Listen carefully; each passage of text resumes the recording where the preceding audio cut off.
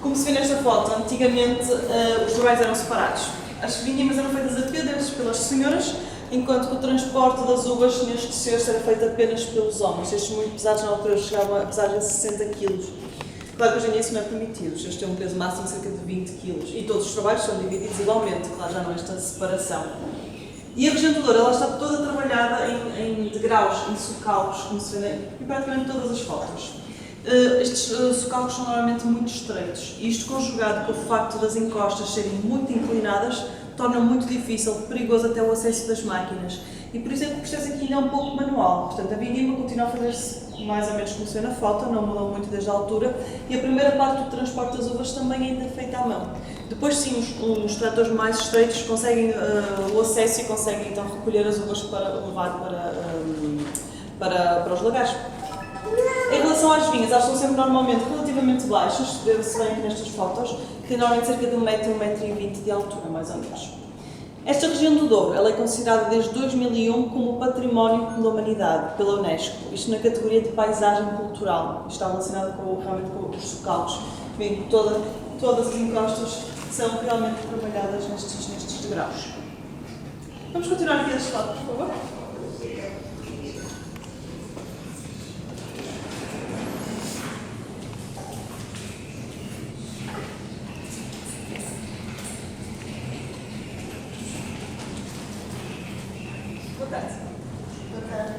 Portanto, esta região do Douro foi a primeira região em todo o mundo a ser demarcada, ou seja, a primeira denominação de origem. Foi em 1756, do nosso primeiro-ministro na altura, que era o Marquês de Pombal. E ele delimitou a região do Douro, da região onde se pode produzir o vinho do Porto. Por um lado, para proteger o nome, a marca do vinho do Porto, também para garantir a sua qualidade.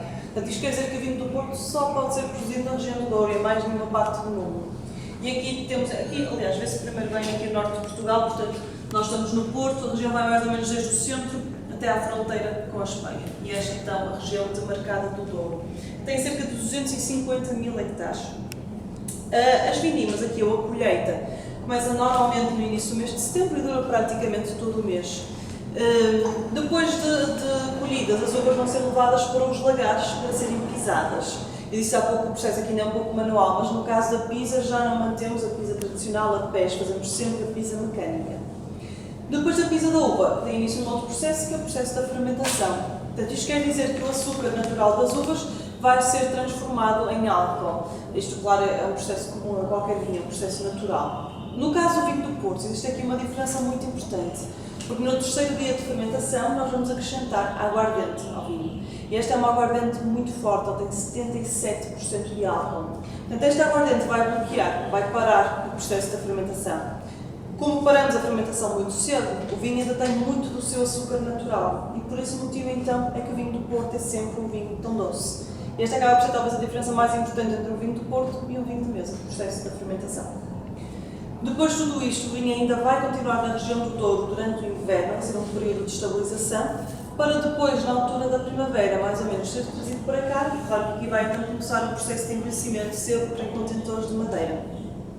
Em relação às uvas que usamos para o vinho do Porto, existe um total de 29 tipos de uvas que podem ser utilizados.